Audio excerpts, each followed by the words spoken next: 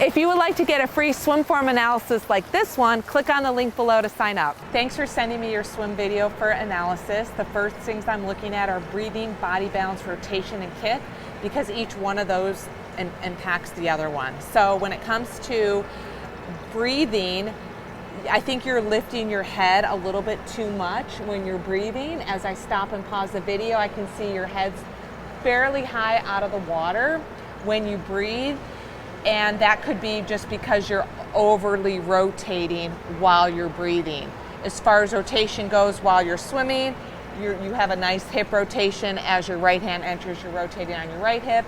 As your left hand enters, you're rotating on your left hip, and the rotation is driven by your underwater pull. Now when it comes to kick, the amplitude of your feet look really good. You don't have a big split kick. That looks fine. The kick provides body balance. So let's talk about the three main phases of the stroke. Recovery looks great. You have a nice high elbow recovery, elbow above your wrist, above your fingertips, and that impacts your hand entry. So phase two of the stroke is the hand entry. Right now, it's the hand entry that I want you to focus most on.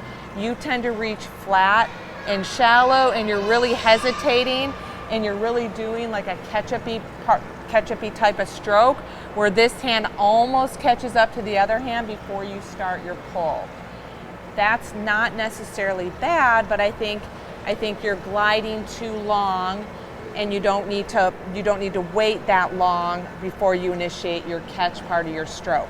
The main focus of the catch-up drill should be to actually focus on this part of your stroke, not just hesitation and catching up one hand to the other. So I think you're waiting a little bit too long. I think you're gliding a little bit too long, and that's causing your hand to not only reach flat and shallow, but it's causing you to drop your elbow and you don't have a strong pull. So that hand entry impacts the pull. I'm going to share with you a drill, the catch-up drill that I like to do, where you're catching up underneath the water and you're working on the catch part of the stroke. And then you want to make sure right when your hand is about to pass your head, then you initiate the pull, or maybe a little bit sooner, and you will increase your arm speed. Swimming is a combination of strength and arm turnover. You have the strength based on the style of your stroke. I can tell, and I want you to think about how strong your pull is after that catch, but now we want to increase your arm turnover a little bit without losing that strength. And I think if you don't hesitate as much with that catch up and don't rotate as much to take a breath, and you're going to be taking a quicker breath because you won't be on your hips so long, that's going to help give you some free speed. At first it may feel a little bit more exhausting because your arm turnover is going to increase a little bit, but in the big picture it should be giving you a little bit more effortless swimming. Now let's talk about the underwater pull.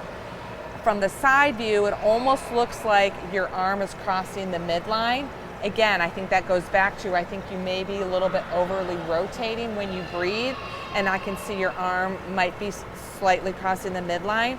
So I want you to pay attention to that. I want you to keep your head down and watch your hands pull over that black line, but not cross it. Just pull over the black line, and with each stroke, down the center of your body, between your belly button and hip, all the way through. One thing I noticed, again, going back to arm speed, is the speed of your recovery, hand entry, and pull look about the same. Maybe you don't pay attention to that, maybe you were relaxed, but if you want to go faster, you go slow, slow, slow, slow, slow, and then you speed up the catch and the pull. Slow, slow, slow, slow, slow, fast catch and pull. So just by intentionally increasing the speed of your catch and push behind you, you should go faster and still take less strokes per length.